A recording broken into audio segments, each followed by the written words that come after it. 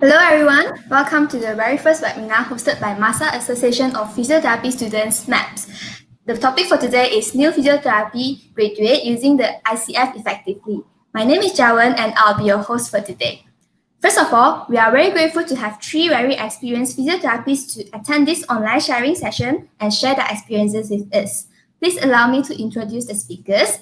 Firstly, we have Miss Tracy Chan. She completed her professional education in Australia and holds a Bachelor of Applied Sciences in Physiotherapy degree from the University of Sydney, a graduate certificate in orthopedic manual from Curtin University of Technology, and a graduate diploma in neurological rehabilitation from the University of Western Australia. She is currently registered with the Physiotherapy Board of Australia and is a member of Australian Physiotherapy Association. In Malaysia, she is the head of rehab in NASAM and currently helping out at there. Also, she is running a small clinic on her own. Her main interests are in neurological and musculoskeletal field and mainly focusing on adults and elderly. She has over 20 years of experience practicing in Malaysia and Australia. Let's welcome Miss Tracy. Can you wave to the audience, please? Thank you. Right. If anybody can't hear me well, just let the people who are moderating know, because I'm used to yelling or talking in a large theater or a lecture hall. Now, today we're focusing on International Classification of Function and Disability. I normally use this framework with students or any fresh graduate who comes out to work with us in Assam to actually get them to have an idea that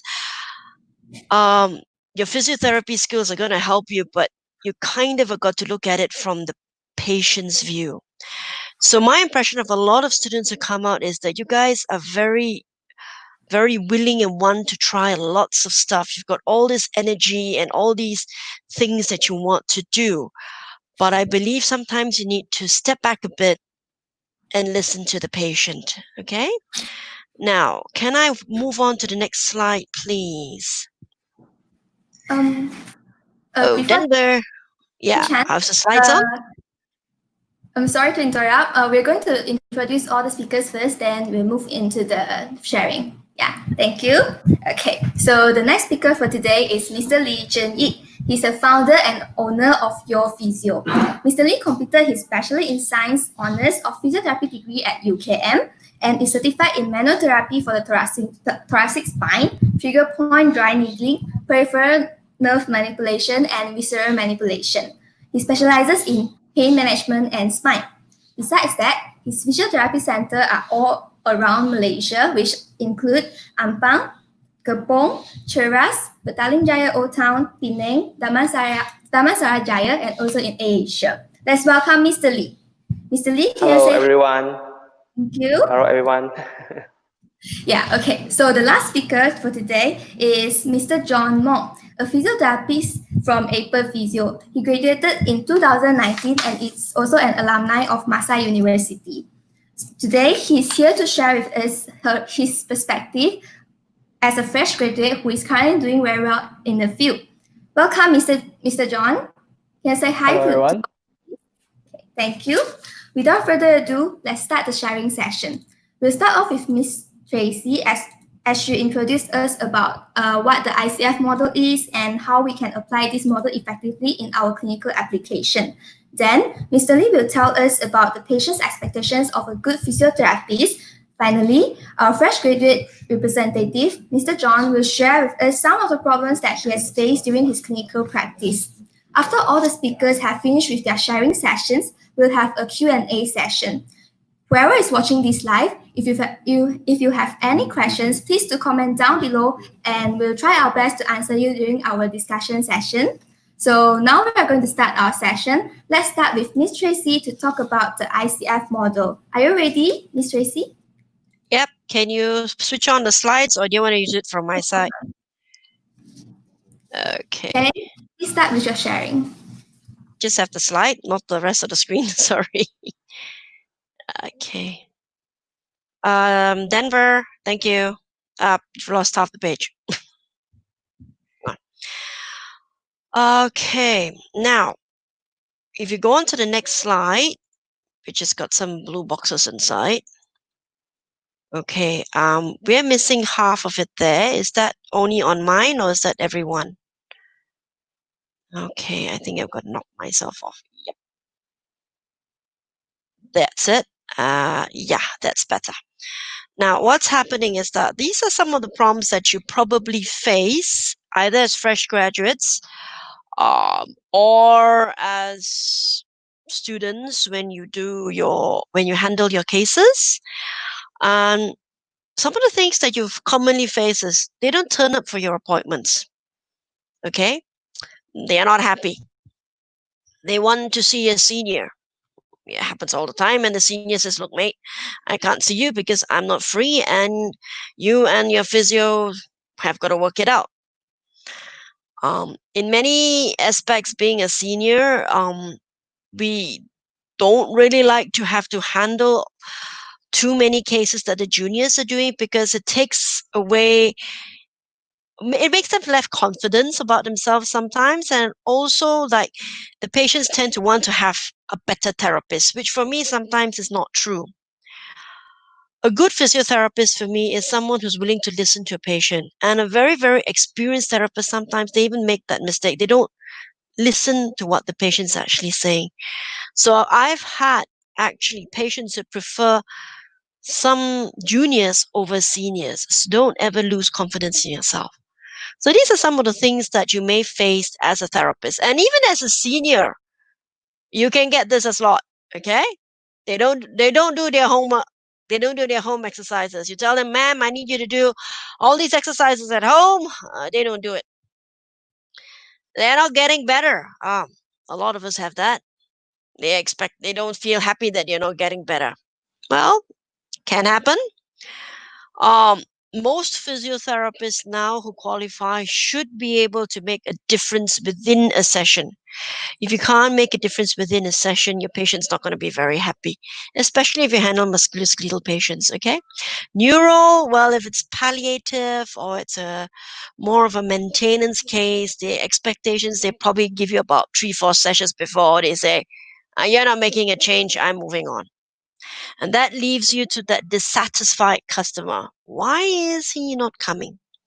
And with that dissatisfied customer, sometimes they just don't turn up. So anybody who runs a clinic, anybody who runs a business, you know that the moment a person doesn't turn up for an appointment, that's loss of income. That is loss of man hours.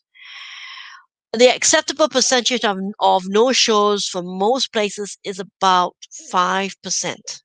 If you're going above more than 5 to 10%, something is wrong with your therapy provision. Something is wrong with how you're managing your client base. Okay? Now let's move on to the third slide. Okay, it's a bit of a puzzle. I need to explain this a little bit more. A lot of us, when a patient comes in or client comes in, or even a friend, we will ask them, "How can I help you?" Or "What's the problem?" Now, this is where I normally ask therapists, whoever, whenever a patient is explaining stuff, one is listen to them. Yes, you need to listen to the normal physiological signs, all the red flags, their description of where their pain, what's the aggravating, what's the relieving factor, anything that might cause you concern that this person needs to be further reviewed. Yes. You need to ask what the client needs and wants, but you need to also not look at it from a physiotherapist's point of view. So you need to look at the person as a whole. A lot of times when I see a client, they after a while they may land up asking me, "So are you going to do any physio?" I said, "Yes." We will get down to the physio bit the moment we know what we actually need to do. What is it that you actually need? And a lot of times the clients are not clear where they are and what they need and what they want. So it's only when they clarify where their needs and wants are and the family is coming in together to support you, can you then supply and say, okay, from my clinic, from my expertise, from my profession, I can help you with A, B, C, D, E. I can help you with strengthening. I can help you with your balance. I can help you with this. And probably this will help you fulfill what your goal is, okay? To be able to maybe travel, to be able to go shopping, to be able to work pain-free. But you also need to look at beyond what you can do. Do not ever forget that there are other people, your network around you, and there are resources around the client that can also help. And many a time, they will play a greater role than you will. And if you don't involve them, your client will not be able to fulfill their goals. You will end up having a dissatisfied client, patient doesn't get better, client disappears, and there goes your numbers. All right. So for me, whenever I approach a client, especially when I get complex cases, and I think in the past few years, I mostly get complex cases. I don't get the straightforward back pain. I don't get the straightforward stroke survivor that just needs to want to walk. I don't really see those cases much anymore. I tend to land up with the ones who've got very complex needs, and I find myself moving further and further away of my physiotherapy skills to more patient management, client management, getting the resources around the client and around me and my network to help the client as a team. So it's no longer what can I do for the client, but what does my client need? And sometimes for me, it's, yes, I'll start you on a bit of physio so that we can keep that relationship going. I know my physio is not going to be very effective because there are other issues I need to resolve. When junior therapists come out, when you guys are fresh out of your university and you're burning to use your skills and burning to apply what you know to help your patient, don't forget that they live in an environment and you come from a network that can also have a lot of resources to help people. Okay, so let's go to the next slide.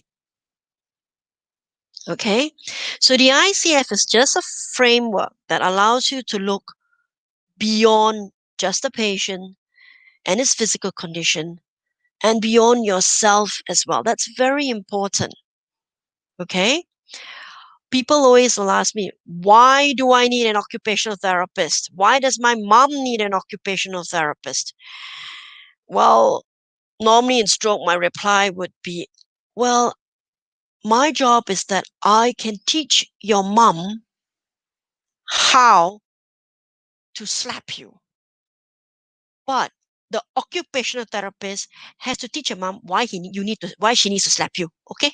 Of course, we won't say that to our client lah, huh? But sometimes you really feel like, hi, this patient has got all the physical skills, but he doesn't know why he needs to do something. He's not going to do it. Now, when does physio actually treat cognition, insight, memory, and processing and reasoning? We don't do that. We let the OTs do that. They specialize in it. So we need to think beyond just us. We need to look at what's happening to the patient. The ICF gives you that framework. Okay? Simple is, I can teach a person how to do something. My OT needs to teach the person why he needs to do it and how and why it's important to him. Okay? So that's how I play with that. Now let's go to the next slide because I'm pretty quick on this. That's my next slide. Yep, that's my next slide, please. Thank you. So everybody knows this. I do not think your college is going to let you out of their front door and graduate without understanding this. So everybody knows manual muscle testing, range, sensation, proprioception. We all know that. We all know your time up to goals. We know your bugs. We know your motor assessment scale. You all know your dynamic gait indexes. You know your functional independence measure. All right. We've got lots of scales out there. You've got your pain scales. You've got your Roland Overstreet scales. You've got your depression scales. Plenty of things to measure that. What you need to look is participation. A lot of times participation gets lost. Okay? You are trying to get a person back to work. Maybe the guy doesn't want to go back to work. Maybe he wants to retire. He's 55. He's had enough. Okay? Your patient who comes in with back pain.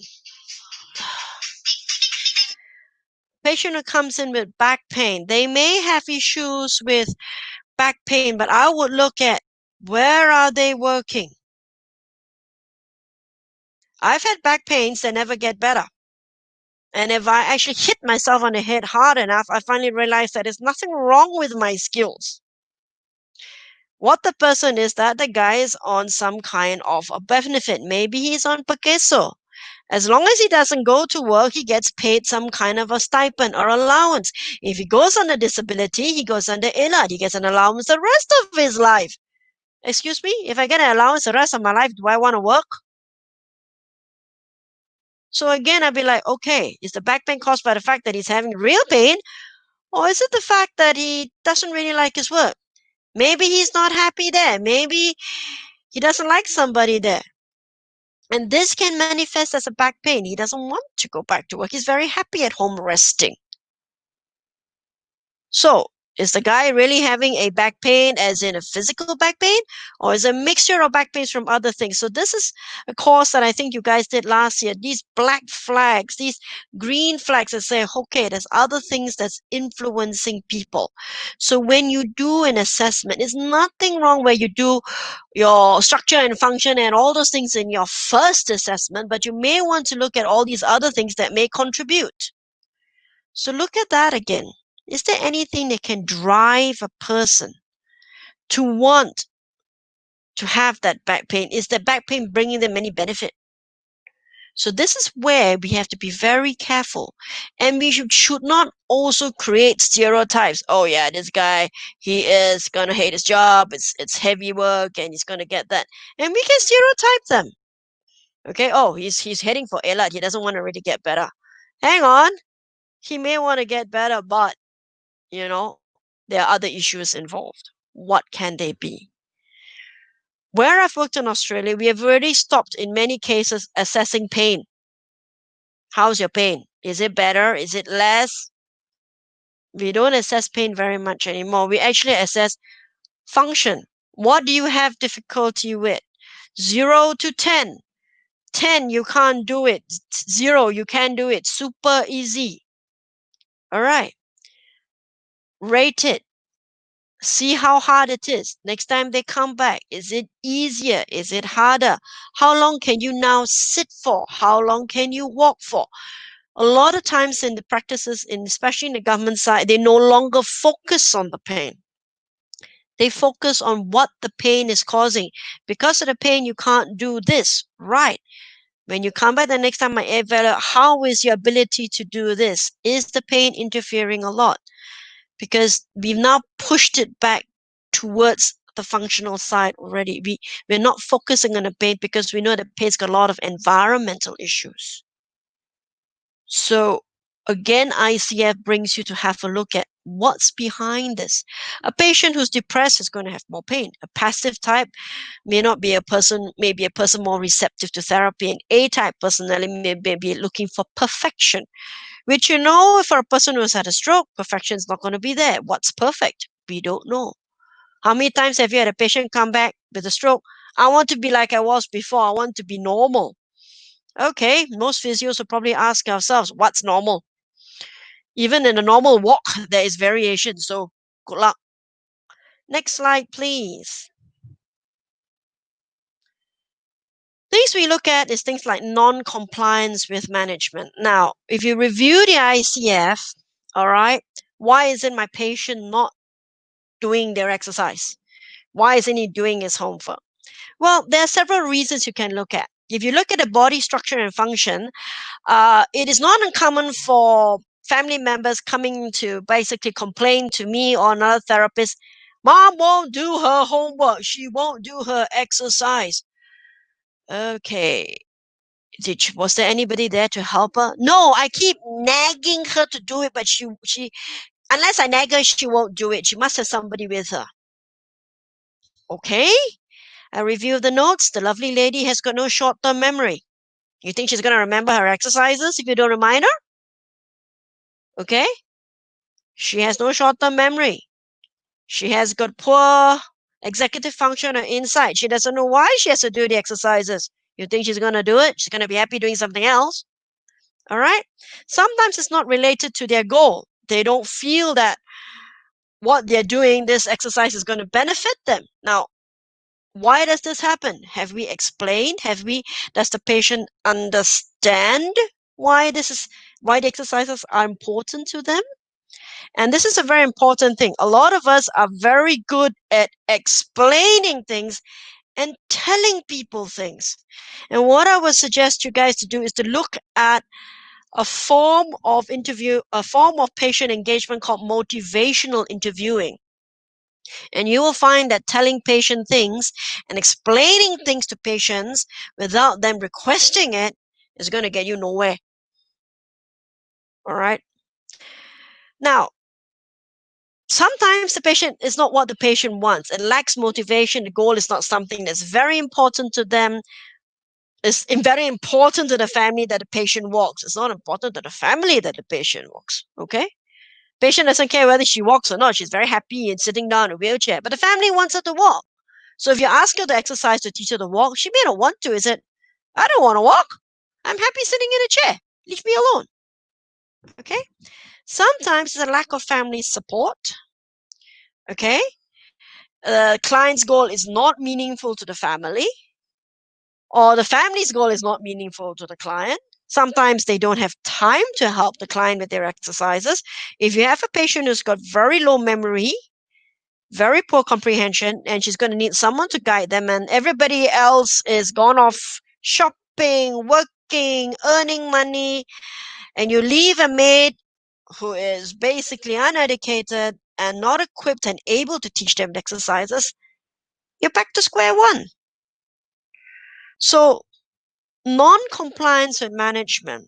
This is something you guys need to think about. Why is he not compliant? Why is he not doing the exercises? Is there something in the background that's disturbing things? Okay. Sometimes it's easier for the patient to have everything done by the maid. All of a sudden, I've seen it happen so many times.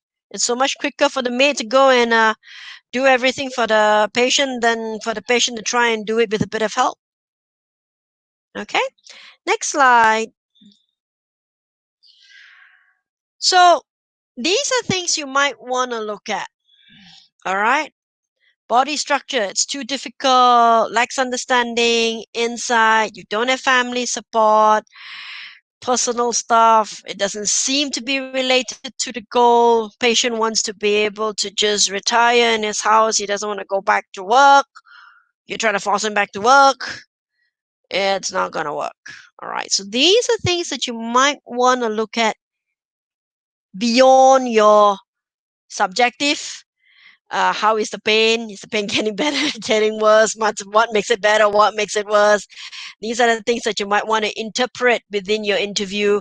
Where do you work? Because as a fresh graduate, you've got already so much to take in. You're going to make sure that there are no red flags. You're going to make sure you've got nothing that might be what you call a differential diagnosis. Well, we'll add this on the top of that while you're processing it. Okay. So a lot of times it is not that the fresh graduate doesn't have the information or lacks the skills. Sometimes it's just that because you're very new at this, it's very hard for you to see beyond that scope. And sometimes if things don't work out, you need to reflect backwards. Simple example is when we learn to drive. When we first learn to drive, we're wondering where the gear is, where the clutch is. Oh, I forgot, you guys drive auto. Where the gear is, where the brake is, where the accelerator is. You're looking at your side mirrors, you're looking at everything around you, and you're driving at 50 kilometers per hour down Federal Highway and pissing everybody else off. Okay? I give you 2 years down the line, you guys would be speeding down Federal Highway, never mind the P. Okay? Or the 80 kilometers per hour sign. But that's because once you get used to it, you can then start paying attention to other things, because a lot of you will be probably chatting with something, driving, possibly taking a glance at your phone and not paying attention, which is normal. So as you come out and your skills improve and you become more confident in what you do, look at these other aspects as well, because this will then help you improve your patient communication, and it'll then help you to look beyond just bones and pain, that sort of thing, and give you an idea why sometimes things don't work. Right, next slide. I'm going good for time. Why people don't come for sessions? Well, if you look at it from certain points of view, you can say, well, personal, they can't afford it. Location, it's too far. Something that gets quite interesting is, come to my clinic, come and see me. Yeah, patient can't get into the car. All right. Because one, he's too weak. It's too much pain. Or sometimes they don't have enough support. So these are things that can happen. All right. These are covered. But one thing you have to ask yourself is that if you can make coming to you very, very important to them, if they understand that they need to be there with you for you to help them, and what you're helping them is something that's very important to them, they will find a way to come to you by hook or by crook. So is it important for them to come? Is it important enough? I think Lee will probably talk more about this, but this is something you have to understand. A lot of people will call and say, I can't come, it's too far. They'll give you all kinds of excuses. Many will probably not give you an honest answer sometimes if it's something not pleasant for them to say. But if it's important for them to come, they will turn up. Your main goal is to make sure that it is important to them, which means what you do fulfills their goals, and their goals are very, very important to them. A little tip on goals is that if a patient gives you a very, very precise, smart goal, and I'm not going to tell you what smart is, because Madam Maha tells me that you guys all know what smart is. So for those who come out from college, smart should be something that's at the tip of your fingertips. If your patient can give you a very, very clear, smart goal, it is something that really matters to them, that they think about. But if they give you a very, very general goal, it tends to be something that's not very important to them. All right. So this is something you might want to think about. If a patient comes to me that I want to be able to wear my bra, that's pretty smart, okay?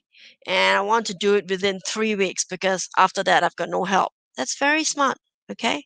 You know that it's very important to them, and they will try and do whatever they can to achieve that goal. If it means coming to you 3 times a week and paying a bucket of money, they'll do it because it's important to them. But if they have a goal that's not very precise, that's not very important to them, they may say, whether or not I get this goal doesn't really hurt me. So whether or not I attend the physio doesn't really hurt me. And then your attendance goes funny. And then also your compliance goes funny because I do, I don't do, also same lah. The goal is not really something that's important. Next slide. All right. Not getting better. I learned this little rule of the thumb in my very, very early junior years. Okay. And every time I look at it, I tend to laugh a bit at myself and tell myself, well, sometimes it works, sometimes it doesn't. Doesn't mean that I've got a whole lot of experience that I'm always right. And most of the time I'm wrong as well. And sometimes juniors pick it up and say, you forget that. Yeah, thanks for reminding me. All right. Now, a person's not getting better. It could be the wrong treatment. Oh dear. That one you sort it out, all right? If the patient gets better, you're basically on the right structure, right diagnosis, right track. If the patient gets worse, you're probably on the right track, wrong dose, wrong treatment, okay? If the patient has no change, especially after trying like 4 or 5 sessions, and in a musculoskeletal case, if you can't make a difference within the session itself, you're barking up the wrong tree. Go dig again. All right? This only gets better with practice. And for me, this only works if I communicate clearly with my client and my client clearly understands why I'm doing each treatment. Uncle, we are going to put an ice pack. Do you know how this ice pack is going to help you? It's going to help reduce this pain and the swelling by keeping your blood vessels to yada, yada, yada. Are you all right with that? Okay, whack on the ice pack. He understands it. You've got your consent. You whack it on. All right? Simple as that. And then I say, Uncle, my theory of what's happening is A, B, C, D. So if we do this treatment should influence the problem this way. Now, if I'm on the wrong track, these are the possibilities that can happen. So you have to tell me if things go wrong or things hurt. All right? Because ultimately it's your body, not mine. So you got to help me. You got to be a friend with me like that. So a lot of my clients, I actually sometimes handle them over the phone. Okay, they call me up. I can't get out of bed. I said, okay, what did you do the day before? How did you hurt yourself? And then we theorize together. Okay, we probably did this. I think it's that muscle. Let's test it. Right, it's that muscle you've strained. Modify the movement. Treat them a bit over the phone. Then get them into the clinic. At least they can get into the car and not go straight. And if you pick up any red flags on the way, I said, okay, uncle, you don't come see me. You go straight to the doctor. Save them a visit to me. All right. But if you have good communication with your client, you don't have to really hit yourself on the head if you make a wrong choice. Okay. So that might happen. Okay. Okay. All right. I got to move a bit faster. So I have got one case study here. My only question I'd like you to look at it is to review. Look at the slide. Next slide, please. Let's go on to the case study. Have a look at the slide, and I think I'd like you to ask yourself, where do you think the problems are? Do you think this patient's going to get better?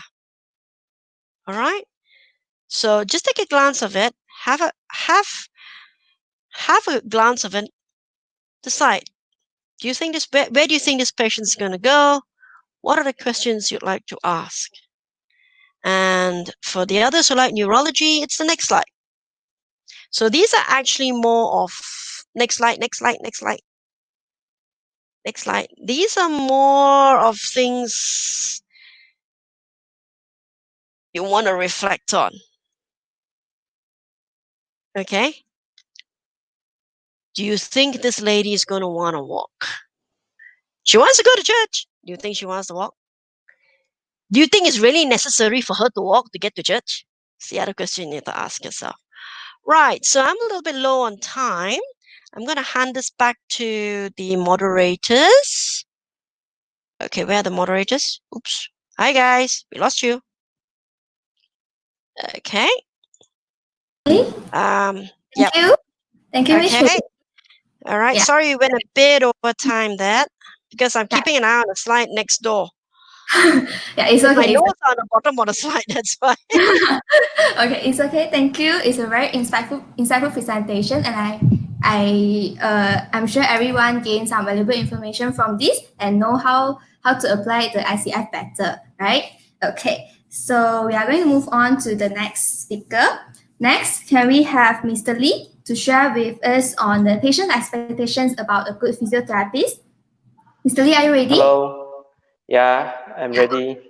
I'll share your slide right now. A second. Yeah, sure. Okay, can you see that? Not yet. Yeah, loading. Hello, everyone. Yeah, I'm as a physiotherapist for 7 years. Currently, handling a lot of patient and the therapists that some of them don't know what is meant by good physio.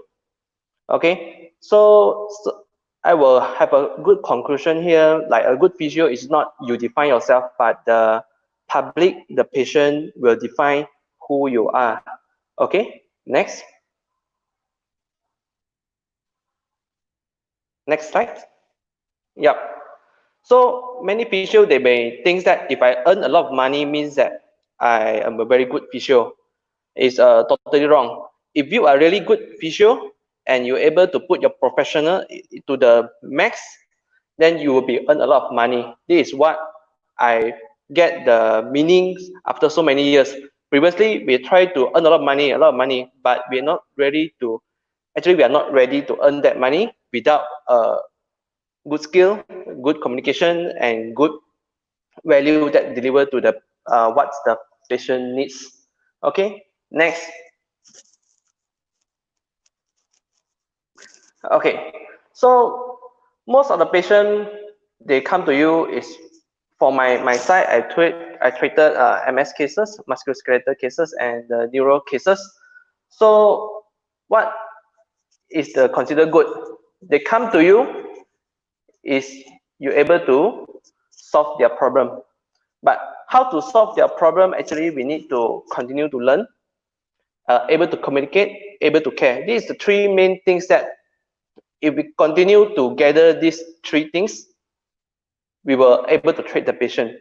For example, when you new fresh grad, actually our information, our knowledge is not enough to make a like 100% correct diagnosis that we are able to deliver the best outcome to the patient. That's why we need to accumulate it over years to learn the experience so that we're able to treat the patient. Second, able to communicate. So what it means by able to communicate?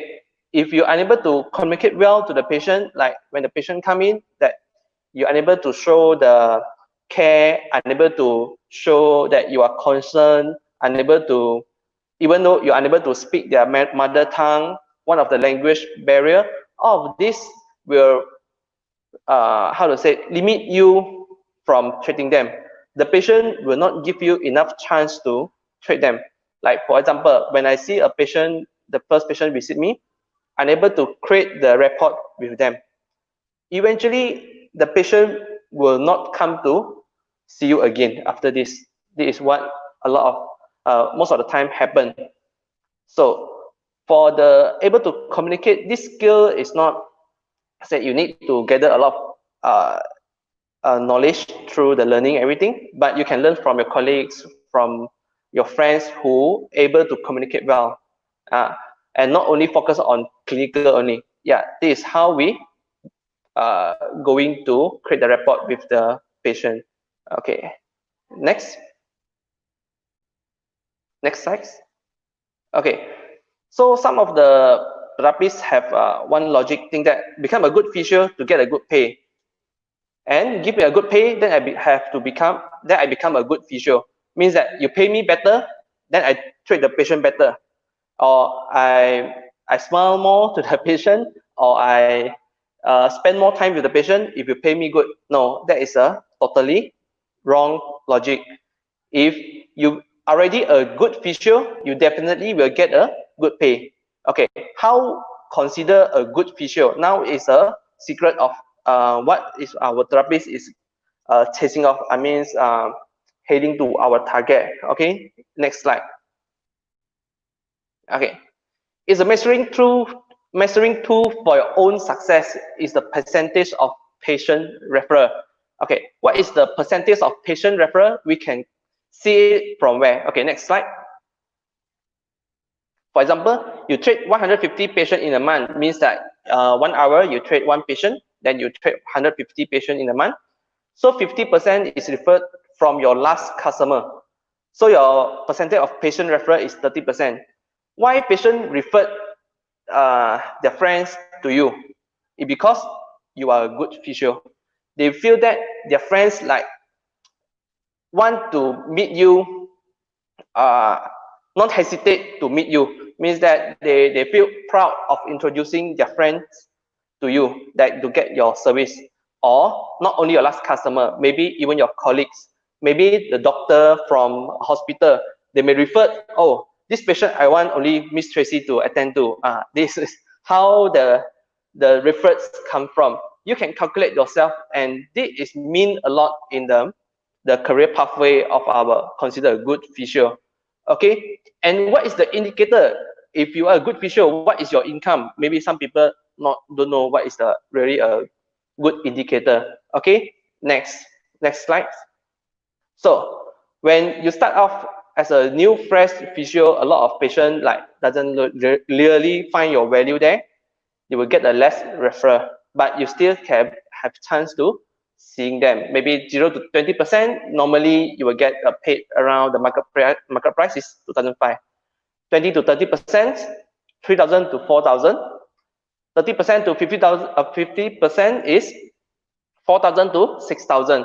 If more than 50%, if you treat a patient in one center, you got 50% of the patient is referred to you. You're able to open your own center already. Then your center can survive, mean that you already equipped with the right amount of value that is able to deliver to patient, that other patient is appreciate and able to let you survive in the following things, in the following years, and you will earn unlimited. Okay, if currently the place that doesn't notice this is actually your bargain power. Even though in your raise, your salary raise in your next interview, eventually this point is already enough for a person to value your value. Yeah. Okay, next slide.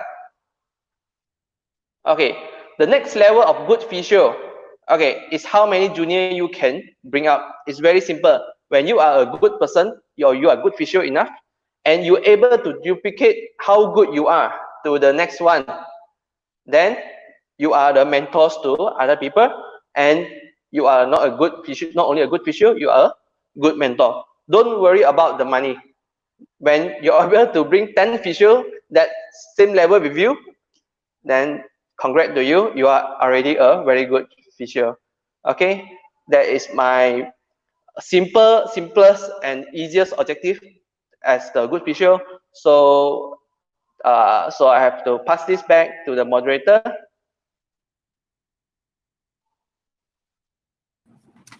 Yeah. Okay. Thank you, Mr. Lee. Your presentation will be very helpful to the students to become a very good physiotherapist in the future. Okay. A reminder over here, we have a survey form link in the comment section. So please do fill in the survey form and after this seminar. Okay. Okay, and also you can leave the questions below in the comment section, then we can answer you during our discussion session. Okay, so we are going to start our Q&A session soon, while our backend team is going to collect the questions from the audience during the live session. Can we have Mr. John to share with us about some of the perspective or some of the problems that he has faced during his clinical practice? Mr. John? Yep. Hello everyone. So I'm John from Apple Physio. So throughout my past, I've been working for around 9 months, and throughout my experience, quite a lot of problems that I face whenever during the when I'm working in center or when I'm working in hospital. So for the hospital I'm working, which I face quite a little more problems.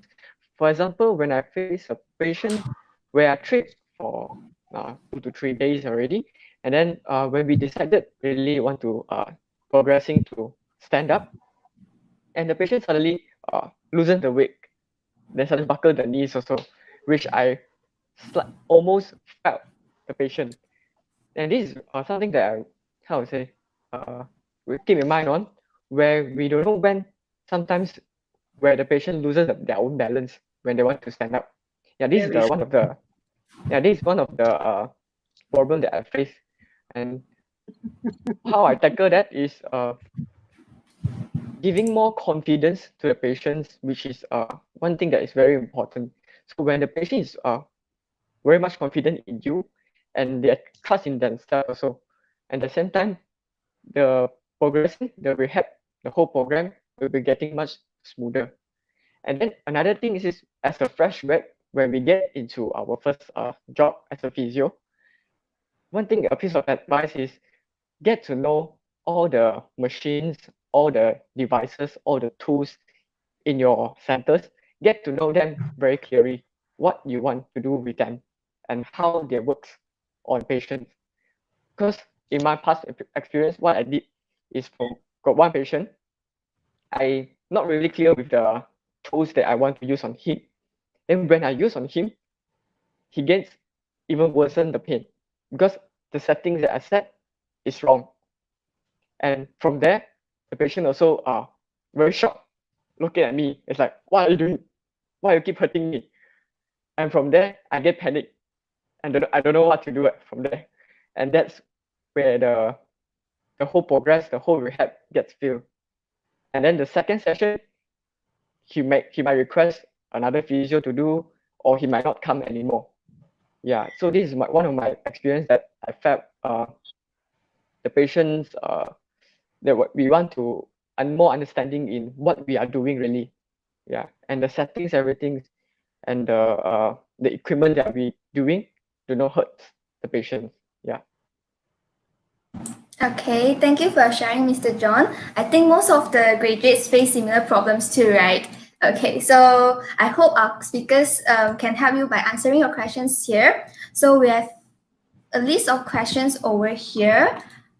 For a while, sorry. Okay, so this is from Junhui Kyo. He asked about, can I know how can we explain to the patient when their goal is not achievable? Can we have Miss Tracy to answer this? Okay, I'm very naughty. I don't actually tell a patient that their goal is not achievable. Does that make sense? I don't actually tell them their goal is not achievable. Because what happens is this. If the patient is going to give me an impossible goal, my question will then go, I'll be asking myself, does this goal really matter to the patient? That's the first thing. The second thing, if a patient gives me an impossible goal, it also means that the patient is either in denial of what's happening to them, okay, or they don't understand the current situation that they're in now. So I might be looking at an MMSE inside executive headache, all right? Or I might be looking at something that the patient is not being realistic because they're in denial of what they want. Now, most of the times, because I book to my clients and they sort of know where they are through a bit of Q&A, they don't normally give me impossible goals. A lot of times they don't give me a goal. Now, what if they give me a goal that's not achievable? I break it down. Okay, you want to climb Mount Kinabalu? You are 89 years old? Right, let's see if you can stand up first lah, auntie, huh? Yeah, let's break it down to small bits first, okay? Because you want to climb Mount Kinabalu, the first thing you gotta do is you gotta be able to get out of the chair. And after you get out of the chair, let's see if we can take a few steps. So that's how we go for it. Okay, I break it down. After a while, they get a bit stuck. Yes, great. Yeah, maybe you just can ask them back to let them reflect. Maybe you can ask why you think that your goal cannot achieve. They definitely will give you the answer they think. So you say, yeah, that's right. Then you just follow. If that is their reasoner, you don't accept the ball. You pass the ball back to them, have them to answer themselves. Then definitely you will get what they want and what is the problem that they think of, and we continue from there. Yeah. Do you find, Craig, that a lot of times you don't get impossible goals from your clients, but you get impossible goals from the caregivers? You can ask back the caregiver, do you think that this goal realistic? Yeah, they will tell you again. So most of the time we do not answer for the patient, because we answer for them, they may not satisfy. What's the answer they want, they already have it inside them. You just can ask them question, they answer to you, and you continue the story from what they give. Yeah, it is mostly is the easiest way and most realistic. You ask them, is it realistic? Is it? Do you think your father can do this? Just ask. If they think can, so you can, oh sorry, we cannot. Then you just let them know. Yeah. Then be honest is the what the patient that appreciate us more. Yeah. Yeah, I think Well, sometimes they yeah. already have the solution. Sometimes they ask for assurance. That's what what they want. Mm. Yeah.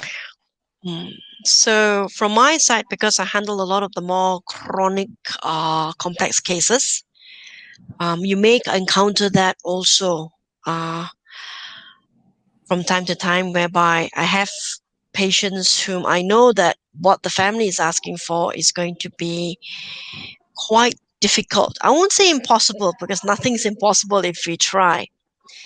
But a lot of times, if I land up with a complex case and they do give me what we call a head turner, when it's like 50-50 that they can make it, not make it, I'll say, go try a few early steps first, and we'll see if we can achieve the smaller goals first.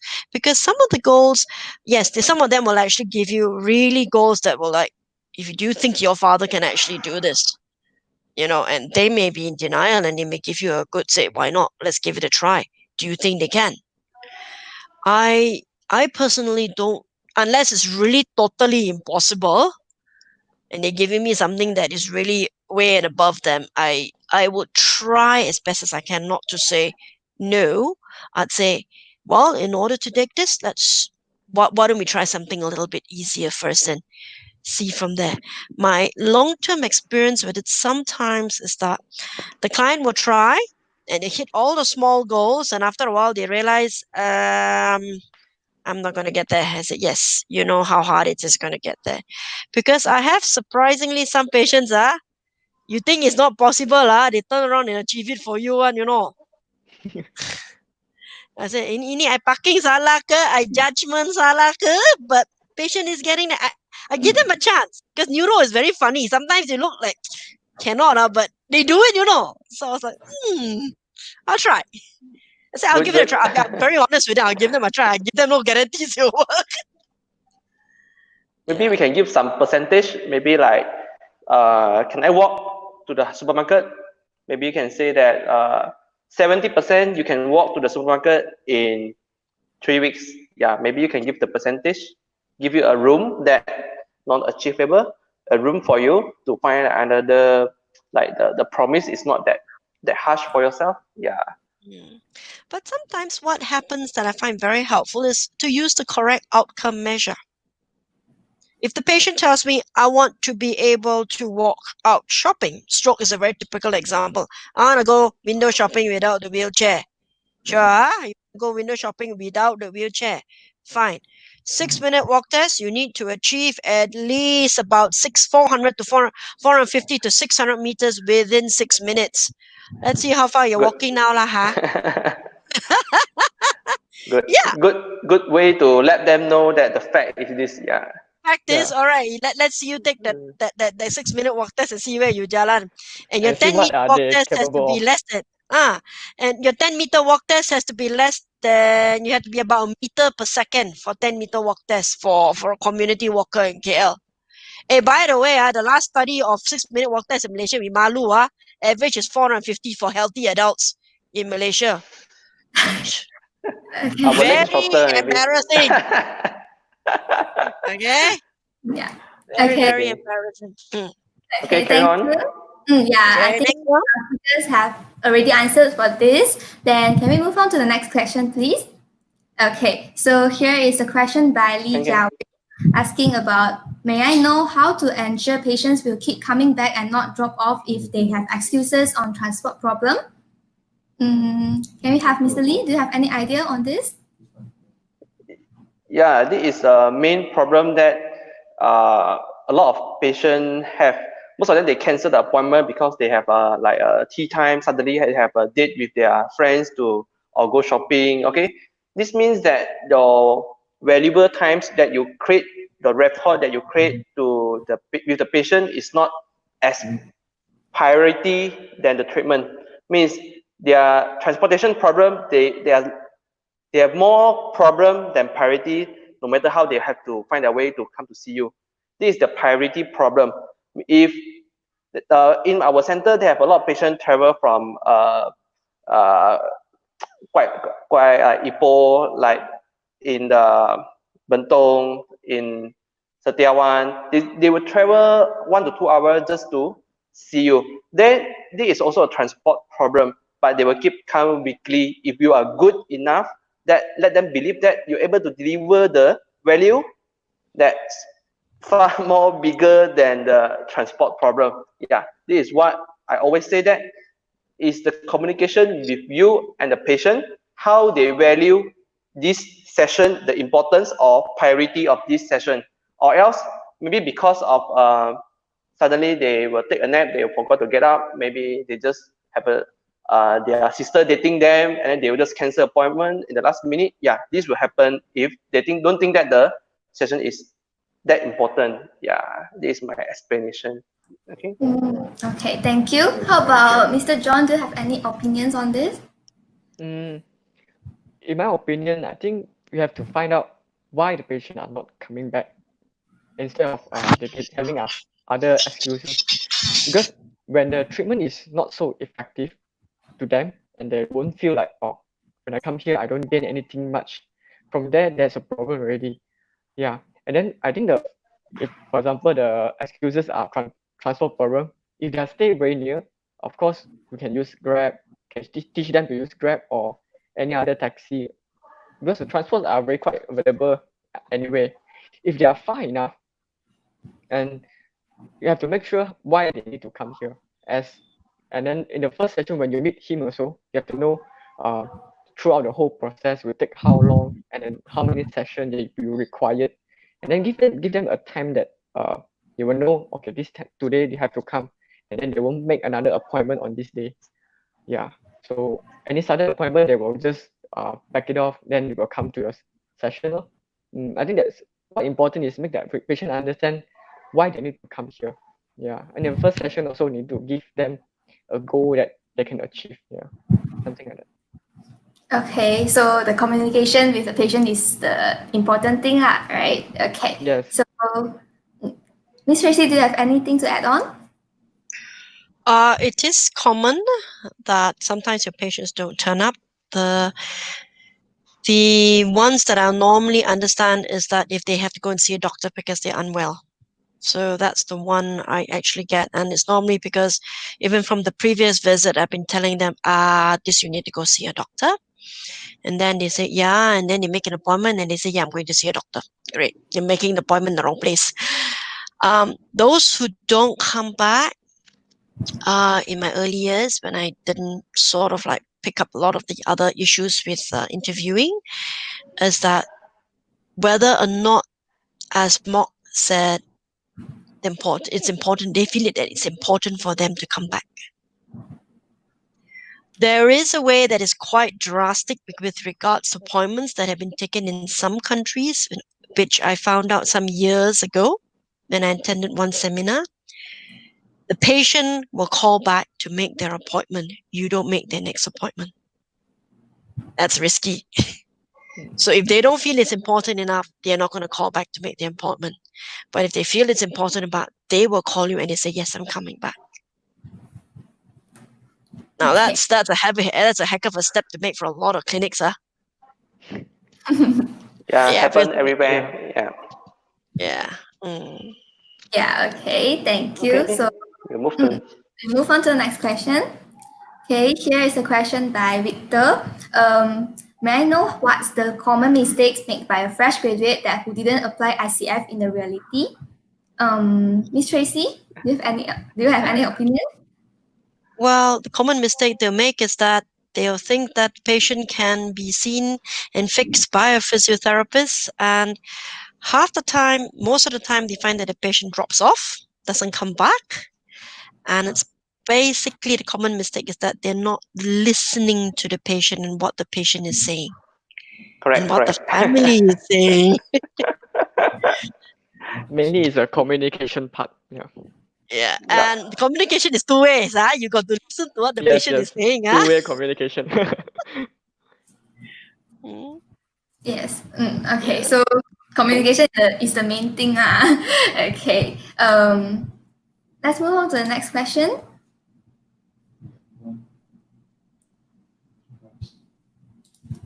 Okay, so here's a question from Ng Wan Yi. Have you encountered patients who will not comply to the instruction or even refusing the treatment? Can you share the experience and how did you handle the situation? Mr. John, do you have any idea on this? Mm, Yep, fine. yeah. Since I'm working in the Okay, hang on, hospital. you're breaking up a little bit. Okay, you're back. Yep. Sorry. Yep. Yeah. Since I Hello. was working in the Beacon Hospital. Okay, I've got frozen screen on my side. Is it okay now? Mute first. You okay right We now? can hear smoothly. Don't worry. We continue. We Okay. continue. Yeah. Okay, so I've got the question on the bar below. Who wants to go first? Yeah, I will answer. John is answering. John, Yeah. you go first. Yeah. John, go first. Yeah. Yes. So I do have a lot of how to say patient does not comply to the instructions, refusing for the treatment. But there's one of the reason because some patients have dementia, or some patients have sometimes they have a stereotype uh, of another negative thoughts towards a physio, because what they taught us about they will think about us as physio as a massage. So they will think that, oh, you come here, you me to massage only, you don't help me to do anything else.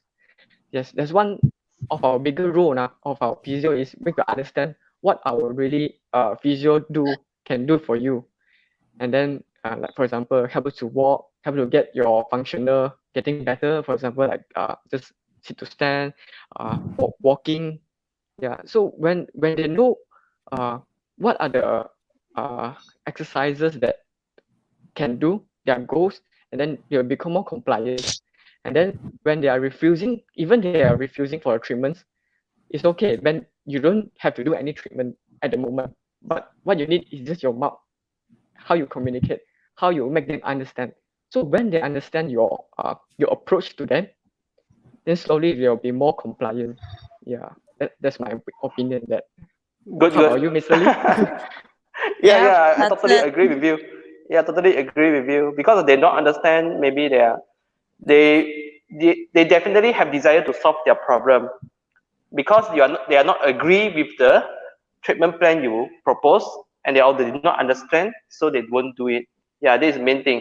If you talk about the stroke patient or dementia, they have a cognitive impairment, so we cannot put their agreement as a priority already. We have to let the carer know that what we are doing is for the sake of good. It's not they don't want to do, they just like uh, shouting at us or refusing it, we stop our treatment. No, because they are cognitively unable to make the right decision, so that we do a right decision to perform the treatment. Yeah, this is what I think of it. Okay. Okay, so we're going to move on to the last question. Yes, here's a question from Kogi Laveni. Okay, Miss Tracy, what is your opinion about this statement? You don't speak client's mother tongue fluently, so your rehab goals will collapse, or is it just our mentally taking it as a barrier? Miss Tracy? Okay, that's a good one. Not speaking the patient's language Yes. can be a barrier, because a lot of how we phrase and communicate with our patient has got a lot of unspoken rhythms and unspoken mannerisms to it. But having worked in various communities, because I've worked in Australia before, and it can be very challenging if you have a torture victim in front of you from an Eastern European country who don't speak a word of English. Okay, life gets pretty entertaining. All right. And with torture victims, they have got a lot of distress symptoms, PTSD, heaps of it. You can't even touch them with electrical equipment. They'll just scream as if you're torturing them or something like that. It is challenging, but you can keep it very simple. Do you want to walk? And some of them it's pain. Some of them it's an activity that they want to do. You can use pictures. You can use a translator. You can use a caregiver. It's all available. You have to remember, most speech therapists will tell you 70% of communication is non-verbal. If you can get that part right, the eye contact, look at the yes, eye. it's 70% of the communication is non-verbal. Look at the eye and into the eye, into the soul. A yes or a no question, you can develop a very simple, basic goal. You know what I mean? Use your eyes, look around you. How does the family members respond to your answers and questions? Okay? So for me, yes, I've had that challenge of may have had torture victim, because I was working in Australia. We were working in an area with a lot of migrants, and some of these migrants were from war-torn countries. Oh, that was a bit of a challenge. And translators, you can't translate body language. You watch the patient. Yes, no, and sometimes translator not available. You work with it. Body language works. Okay? Don't let that discourage you. Yeah. Okay. So the body language is the most important thing, right? Okay. So I think our speakers have managed to answer most of the questions. If your question wasn't answered, we do apologize that we are unable to do so due to the time constraint. I think we have reached the end of the seminar right now. Before we end the seminar, can we have some advice from our speakers to the fresh graduates or any future graduates? Can we start off with Mr. Lee first? Any advice? Yeah, as just conclude, get more patient referral for yourself. That is the proof that you are accepted by the community. Yeah. Okay, thank you. How about Miss Tracy? Any advice to the students? For you guys, my advice would be listen to your patients, all right? Listen to your doctors as well, what's being said, what's not being said, all right? This is a little bit beyond ICF, but for all you juniors out there, build your network, okay? With among the doctors, among your colleagues, among the other professions. Listen to them as well. All right? It's a two-way thing. You're not alone. When your doctors start referring to you personally by name, and you get very strange looking referrals, and you say, "Excuse me, what do you want me to do?" And your nursing staff are saying, "You wave your magic wand and everything will happen." You say, "Okay, we've got a problem." Communication. All right? But build your network, okay? Speak up. You know your work. Be confident. If you can reason it and explain it to your patient, and your patient understands it, and communicate with your doctors, and your doctors know where you're coming from, you will build yourself up and you will build that network. Okay, got a bit stubborn and thick skin lah, sorry lah, huh? Okay. Yeah, you gotta give everything skin sometimes. Okay? Okay. Thank you, Miss. Doctors are also human, don't forget, Okay.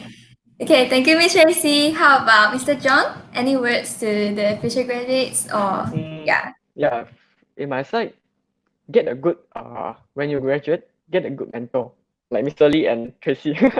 Yeah, so when they are when you have a good mentor, you will be on the right path, on the right way to be a good physio. Yeah, so finding a good mentor is very important. Then when you're getting into a company or to a center, you get to know their background, how they approach to the patient, which is very important. Yeah, if a background of the center is a business background, then the patient center approach is not there anymore. They'll be more in the money-minded business. Yeah, so get a good mentor is very important. Yeah. Okay, thank you. Once again, I would like to thank our speaker for sparing your time to join and share your knowledge and experiences with us. Okay, please leave your comments down below for today's topic, as well as any other topic that you'll be interested in, as our association will try to have more sessions in the future. Okay, don't forget to follow, to like the MAHSA University Facebook page and also our Facebook page, MAHSA Association of Physiotherapy Students, and also follow our Instagram account, maps_MAHSA for our latest updates. I hope everyone gained some valuable information through this sharing session. That's all for today. Thank you. Take care of yourself and stay safe. Bye. Bye. Bye-bye.